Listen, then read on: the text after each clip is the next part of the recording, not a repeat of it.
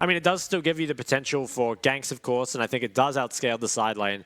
But you do wonder if you kind of lose the game before that point, right? Like if there are too many Dragon fights, too many Herald fights, and you just struggle at that point. Because it's not like Rumble really falls off. He just struggles to match Jax later, but it's not like Rumble becomes weak.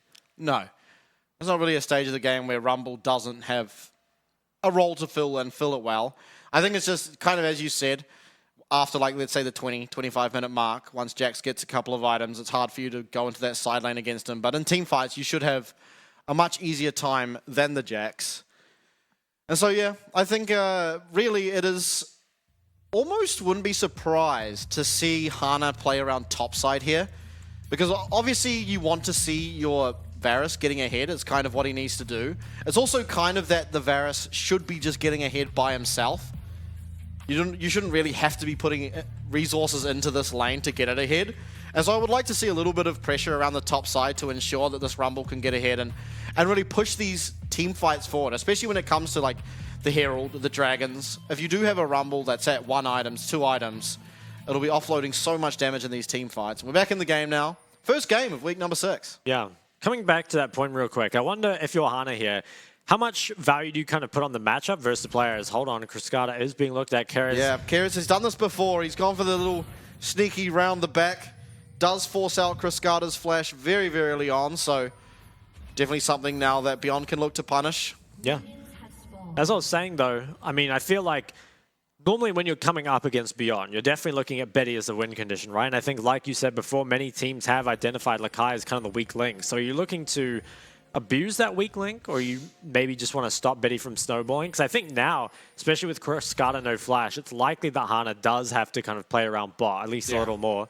But maybe that was his intention the whole time, right? They do have a lot of ganks up, especially at level 6 in the bot lane, onto Betty's Aphelios. And what a nice guy, 1116. I would never do that. Yeah, I'm also surprised. Like, I've never really seen a Kazakh start at Raptors, but starts with the W as well. Obviously, it will make the Raptors faster. Does, yeah. Definitely different pathings here from both these junglers, though. Kongyue opting for Raptors top side, and Hana starting Raptors and continuing on his top side as well. So likely that both these junglers will be finishing down on the bot side. Makes sense, especially for Kongyue, can try and punish that flash, although Kazakh's not the best champion at ganking in the early stage of the game. It might just be pathing. I think for Kongyue, it might just be trying to path towards some prio. Kind of expecting that once Rumble's ticking level 3, that Jax will not be getting priority at that point, I would imagine. Yeah. So it's going to need to be around that bot lane. But at the same time, I mean, bot lane will get priority at least for now against that level 1 Alistar. Yeah, the Pinata. Once they kind of start to come online, it could definitely reverse. I wouldn't be surprised to see that Scuttle Crab being contested this game, because I don't think the priors are super clear. Now, how much do you think 116 starting that route affects his lane? Because in general, we don't often see Nico losing push early. Yeah. But here, Mission has got the push, at least it will be coming back to him now, but for the early stages, he had the push. I mean, it still looks good here for 1116. It is just very hard to trade against Nico. It can be annoying as well, because especially if you start the D-Blade, right, you need to get orders on the wave to ensure you're getting that sustain. But if Nico can ever zone you off the wave, you're essentially losing out on that HP regen. Yep. Okay, look, he's got the prior. Will he go for the proxy? Looks like he This will. is what we've seen a lot of Jaxes do when they're in losing matchups. I'm surprised Hanami didn't try to put a stop to that. You know, give up 2 creeps and just make sure that can't happen, and then go back to the wave. Maybe that's what he's up to now, but I feel like this is almost too late, right? Because you have to go back to that wave. Has chunked out Lakai a fair amount. In fact, Lakai won't be able to get to his next creeps. I think this is not too bad here for Hanabi. It should force Lakai to teleport back. And while you are down a little bit of minions... I don't think he needs a TP. Yeah, he can just walk, right? Is it a cannon wave? I don't think he's just going to walk. Yeah, he might get there in time. Yeah, not bad. Got a bit of a cheetah recall on. Hana's in the area, though. Hana is now up top side.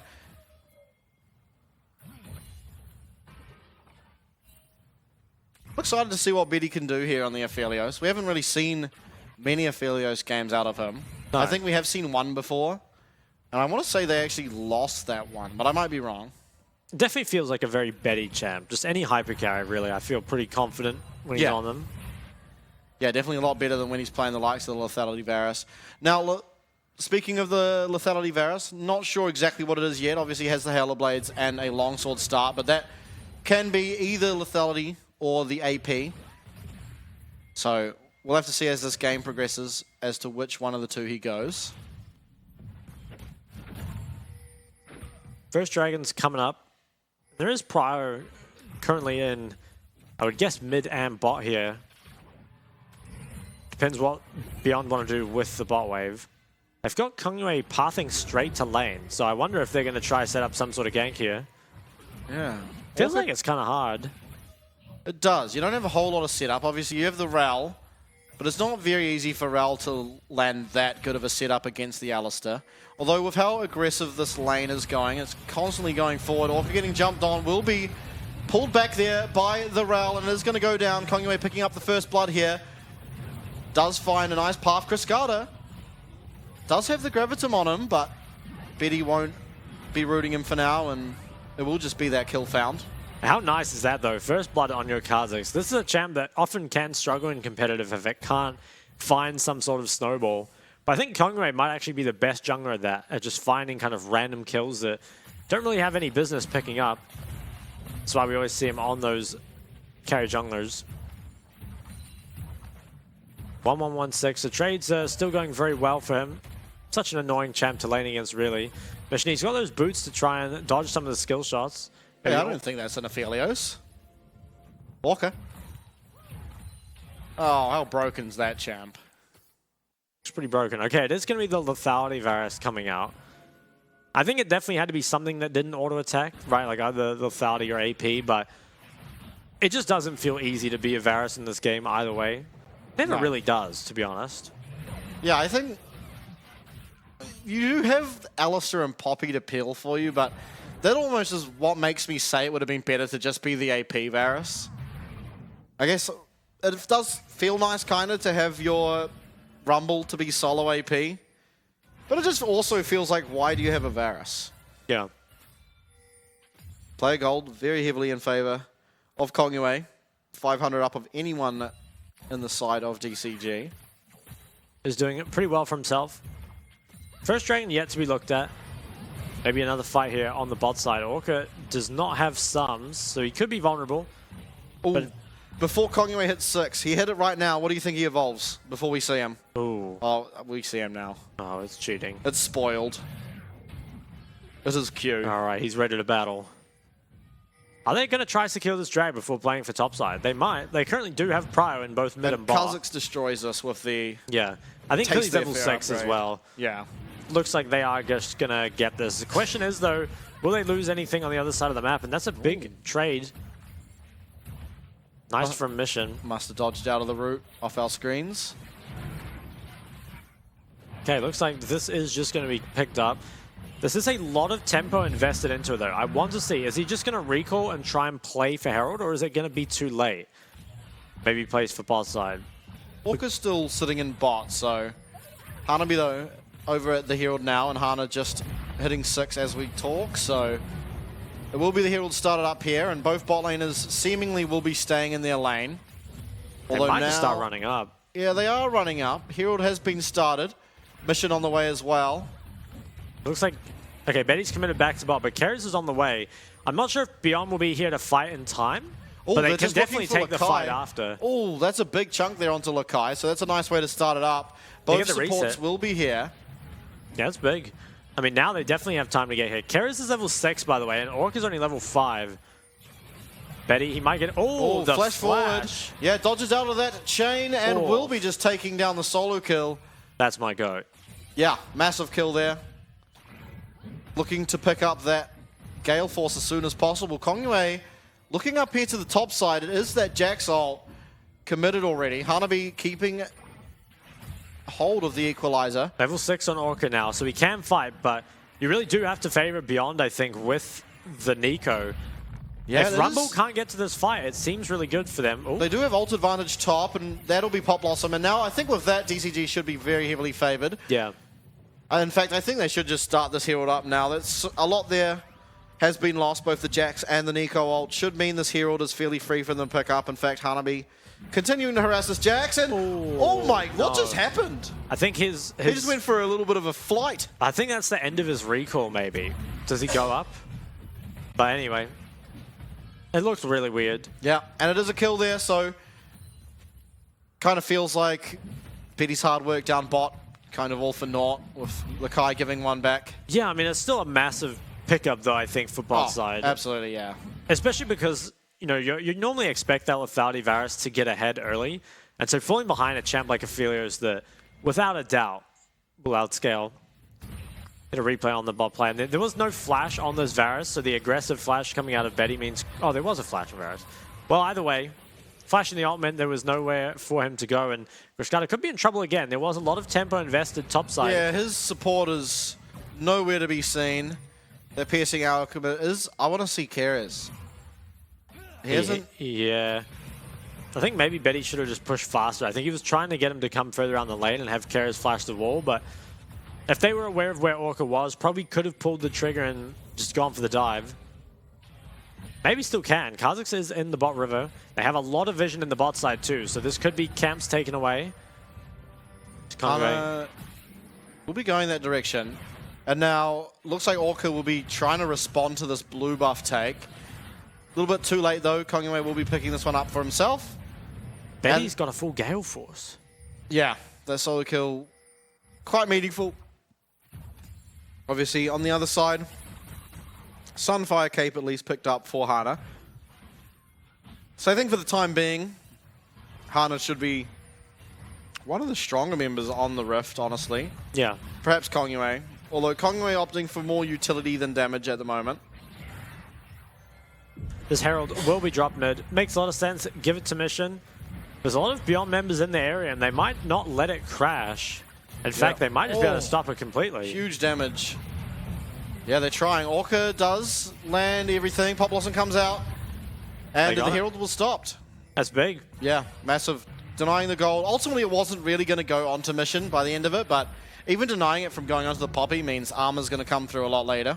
I think gold aside as well, just keeping up your mid tower for longer against, you know, a Pogue Varus when that mid game rolls around is going to be pretty important. Gold has closed up a lot here for DCG. I think they were down almost 2k at some point after Betty picked up the solo kill. But have managed to bring it back, at least partially. A lot of that is in that top side. Yeah. Hanabi really is going to be so important when it comes to any objective fights. And speaking of 30 seconds, Hextech Dragon will be alive. And I wouldn't be too surprised to see the Rumble come and join. I think he shouldn't teleport there. Maybe just walk down, teleport back to his lane when needed. Because you don't want to give too much over to the Jax. But having a Rumble this next fight definitely could be the difference between winning and losing. Also looks like he'll be very close to completing that Demonic Embrace as well. I think that is a good point. Without the Demonic Embrace, and I think with plates still up, you probably don't want Rumble to come to this fight just yet, because you're just going to lose too much on the other side. I think if you're DCG, if you can just try and delay this Dragon being started for about a minute, you know, plates fall, Demonic should be picked up by Hanabi by then.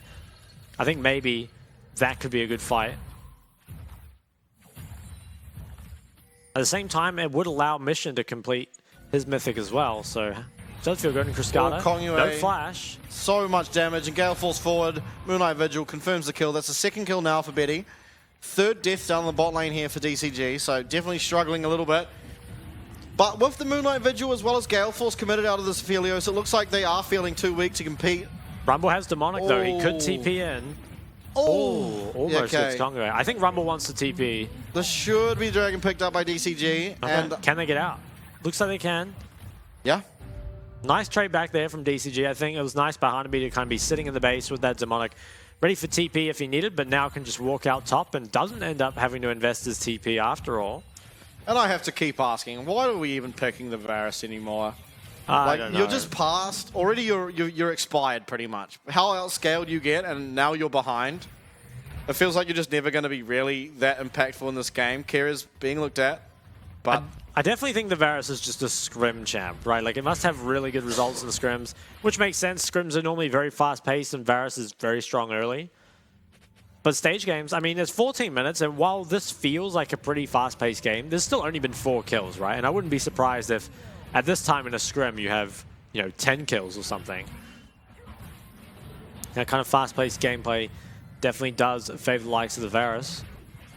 Mission, he completes his item, and it's good timing, as the Herald will be spawning in just over a minute from now. Top difference is starting to be pretty large, though. It's a 40 CS lead for Hanabi. That manifests in a 1.4k gold lead for him, but look at Betty. Almost 1k over Hanabi, who's the closest to him. Yeah. And now, remember, this is the guy that's kind of your late game win condition, and he's already online. Yeah, I will say, though, if Hanabi's able to have some well-placed, you know, equalizers, as well as if he is in the right place in a team fight, can be far and beyond the most important and impactful member of the DCG side, and it can lead to Betty sort of getting taken out. He is an immobile AD carry still. Obviously, he does have Gale Force and flashes up at the moment, but in any given team fight, if Orca can find a combo onto him, put the equalizer atop of it, can find yourself going down pretty quickly as this Aphelios, as Lakai jumps forward. Kongyue in the area, just absolutely decimating Orca's health bar. You're really seeing how much damage a Kha'Zix that finds you in isolation can truly do. Yeah, not only got his health bar, but got his ult out as well. So Orca is going to be pretty low pressure for a while. Hana might look here, but I think with the support off the map, it's probably not too much to get. He's going to try, though. Yeah, okay. And in mid lane, Chris Carter is very far up, but doesn't look like 1116 had an angle there. And Mission actually almost solo killing out Lakai there. Even still had the Buster shot available, so it must have been pretty close to Mission all-inning on that one. I'm not too sure what happened there, because I feel like even Jax obviously didn't have the Divine there, but should still probably be able to have kept up the tower. Either way, Beyond pick up this second Herald, and that's probably going to go towards mid. I think breaking that tower would be really nice. Of course, more gold onto Betty. You'd never say no to that, but they do need to do something about Mission in the side lane. 1116 shouldn't really be diveable and has decent wave clear, so he can probably manage it. But they're never really going to get much push, you wouldn't think. And this is the no static Shiv Tristana that's getting this much done in the side lane too, so he really was left alone there for quite a while. Obviously, stood up to Lakai and almost killed him, and then after that just had free reign, took one tower, half HP at another. And in the meanwhile, nothing really happening over the other side. There was the Rift Herald picked up, which is obviously an investment for later on in the game. And now Mission actually teleporting to opt into the Jax lane. So feeling very confident in himself to win out that one. Is up a level. Also, you know, 40 CS ahead as well, so should be pretty strong. But you don't often think the AD carry would want to be opting into the Jax lane. No, I think probably just wants to be able to hit this tower and then come down to drag. That's slow. That feels like a zillion slow. I think it's 90% if it's isolated. Yeah, it's pretty crazy. Jungle champs, man. They're all broken. They are. Well, Kongyue's got his Dustblade now. A broken item for sure. Can Mission knock this down with Hana in the area? I think he might be able to. But he's going to leave this wave. So maybe can do it on the next one. Alternatively, that dragon is going to be spawning soon. It looks like Mission is doing that camp with Hana. So he might actually have 2 items in base, or maybe he's just leashing. I'm sure he doesn't have 2 items by now. He has been sitting on this gold for quite a while. We'll see. I mean, if he comes in with 2 items this early, he'll be matching Betty. Okay, Kongyue's coming up. Mission is going to be found out. It's everything committed out of this Jax, and Mission able to just jump away. Feels pretty good. Kongyue in the area, but Mission with flash and ult available. You have to feel, does feel pretty safe. Now, Shock. There's 2 Duskblades on the raft. Which one do you think is going to find more use? I think Dustblade Kha'Zix seems pretty OP this game. You don't think the Lethality Varus is just as OP? I've given up on Lethality Varus already. I think I gave up on it in spring. And we're still seeing it here. In the last week of regular split summer, as Orca flashes forward, but it got cancelled by the Rift Herald, so a little bit discombobulated, but ultimately, kill will be sniped away there by Chris Carter on the side. Meanwhile, tower top taken out by Mission and Hana. So DCG finding some good gold around the map here. Betty, though, has that ghost. It's not even ghost, that was just heal. He's just running. Yeah. Fleet footwork as well. But now Mission and Hana coming in behind. Kongyue might be a little bit out of position, although seems like he should be okay. Hana, though, finding the angle, flashes forward onto Betty. Knock-up is found, and Betty is very, very low. He's going to be taken out. That's Mission finding that kill. Magnet Storm used here for Kyrus to just try and run away, and Kongyue trying to find some damage, but it is just another kill here found for DCG, and importantly, it goes on to that Tristana. Yep. Unfortunately, it feels like you have one fight a game like that as an AD carry where everyone just flashes on you, and there's not a whole lot that you can do about it, especially before you have the likes of the stopwatch or the lifesteal or something. That's a big win for DCG. They managed to pick up some important kills, a second dragon, get sums off Betty. Question is, do they want the long game here or not? See, the Rift that Shield. was very unfortunate. Oh, that's so sad. Still though, I mean, doing this much damage to 1116, I think, yeah, Krishkata flashed forward to take it out. And he was tanking tower, so I think Orca might have found the perfect timing to have CC'd 1116 there as he took tower damage. Kongyue continuing on with his invading, taking off the buffs away from Hana. Now again, Hana obviously on the Poppy doesn't need gold as much as the Kazakhs, but being that your Kazakhs is now up, 40 CS, so 10 camps you can equivalate that to. Feels pretty good to be the Kazakhs. Yep. It is hard though in team fights for Kazakhs to find any real use a lot of the time, because it feels like the Varus should have an Alistair near him, so won't be able to isolate the Varus. Tristana likely won't even be at a team fight, so maybe if you can find her in the side lane, but even that feels difficult as we go back to live. Well, not even live, to the middle of the map. It's a 1-for-1 trade. Betty finding himself another kill on Krishkata. I think that's his third of the game. But on the other hand, Hanabi picking up a kill on Kongyue, shutting down this Kazakhs just for the time being. It's definitely decent. Now, Mission's got 2 items. I honestly think DCG at some point could probably just nuke the Baron. They do have a lot of damage, even with the Lethality Varus, just because of the Tristana and the Rumble. And wow, even with the pink ward next to him, Krishkata, just without that flash, didn't really have anywhere to go, but gets the 1-for-1. See there, the Varus Rumble combo makes it a bit easier. Really good of Hanabi to react. Find that equalizer that ensured the kill. Now, I will say, Kongyue obviously is up a lot of camps. It feels like one of the quieter games out of him while he's playing a carry champ.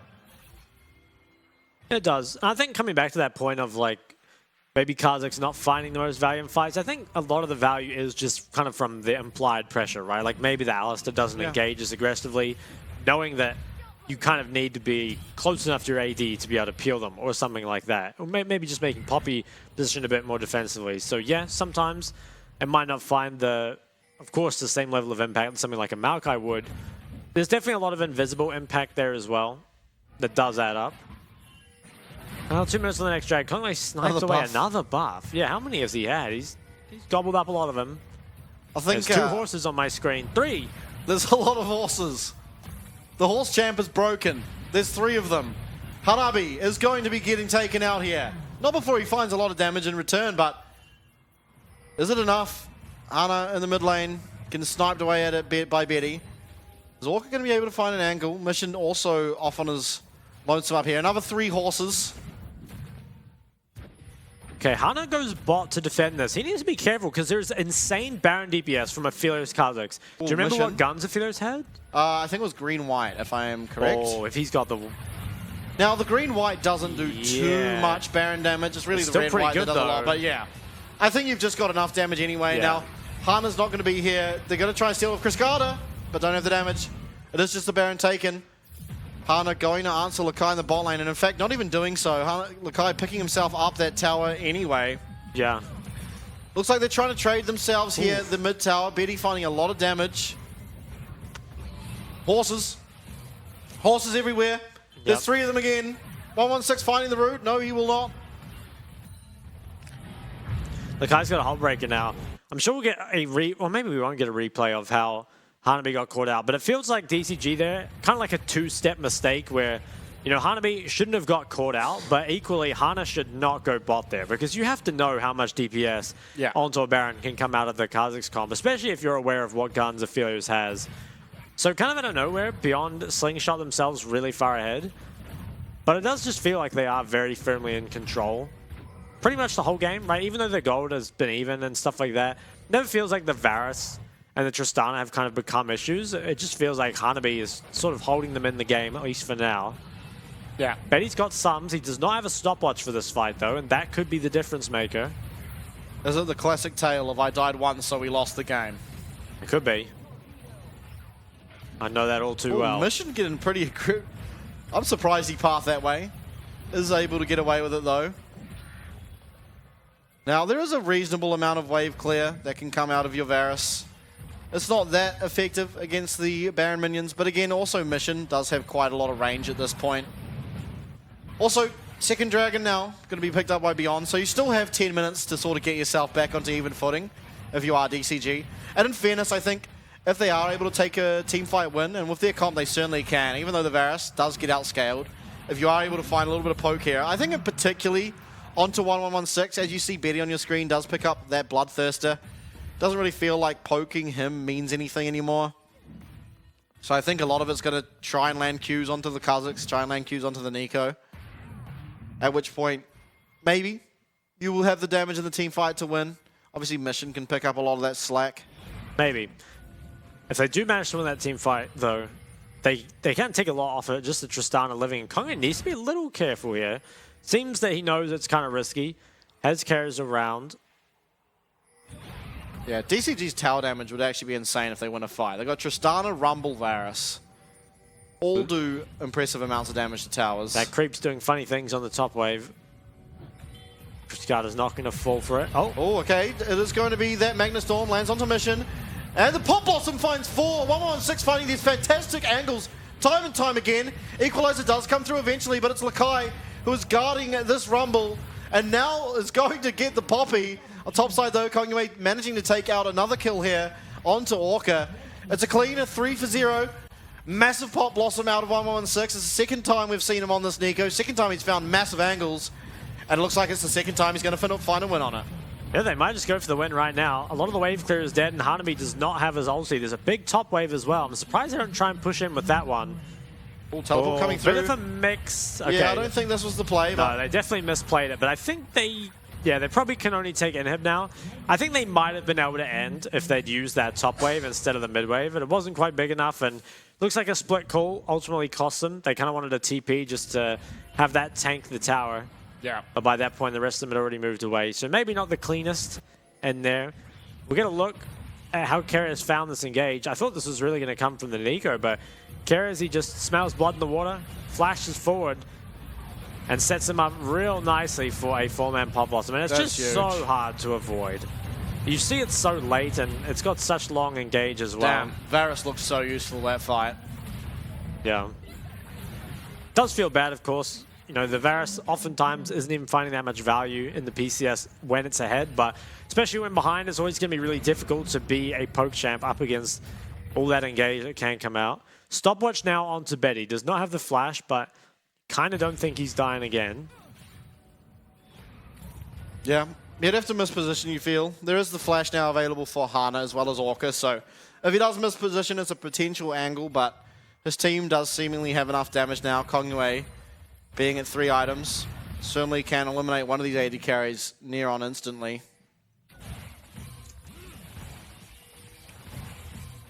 Betty is level 15 and Kristana is level 13. Feels pretty bad. Not often do you see a big XP. In fact, 1116 is level 11 and Mission's level 16. Oh wait, has he copied someone? Yeah, he's copied someone. Oh, that gets me every time. He's level 16. Okay, last tower though.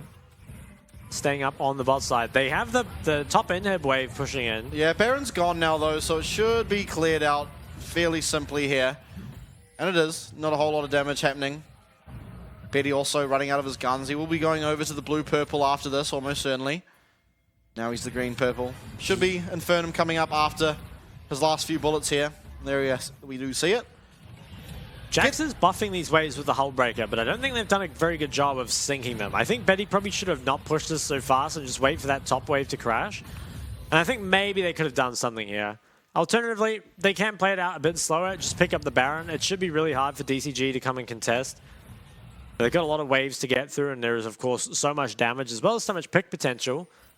Just makes it so hard, really, to walk in here. Damn, Hana is behind enemy lines, even though he's in his own jungle. Hey, he's watching that Kenny Chan What is that highlight. circle around him? Good question. I've never seen that. Is it a spectator thing? We'll check his items. Maybe there's something funky. Yeah, I guess we'll see. See? I've never seen that before either. It's not like a Locket representation or something, is it? Or maybe Well, it's just Locket's a bug. range should be higher than that, but well, I don't know. Hana in the aerial. We've seen a fantastic K-Chan. steal, yeah, from the same position, but I think Poppy a little bit less mobile than the Nidalee, and he is CC'd. Yeah. He has had every bit of CC from these two members of BYG thrown at him. He does survive, which I think is quite important. For now. Kongyue, though, coming around the back. Hana might not be surviving for much longer. Does? Okay. So that's pretty important. The Baron seems pretty hard to defend, though. I wouldn't be surprised if Beyond do try and play for the bot inhib and then the end. I think can just safely ignore the Dragon at this point and clean it out rather nicely. Ooh, okay. But look at all that lifesteal. Yeah. That's a bit unfair. Importantly, though, it is the Moonlight Vigil gone. Very good guns here for Betty. But now that the Chakrams are out, I think if you're DCG, you kind of just have to fight now. It is going to be the cleanse out of Chris Gardner. Nice and early. Equalizer comes through. Doesn't really find anything all that much. Now, what is really left? Lakai up on the top side, handing Hanabi a lot of damage, and Betty does have to jump away. Is going to find one kill into Orca and use that stopwatch to avoid any further damage, as all these minion waves are now crashing onto these towers. The defense is going to have to be massive here from DCG, and it's a 4v5. Hana does go forward, finds a lot of damage here onto Betty, especially with that piercing arrow from the Varus. But now it's Lakai going in. The Pop Blossom finds 3 again, and the stopwatch to secure his life. It's going to be no one but Mission left alive here on the fountain. He does survive, but his Nexus does not. It's going to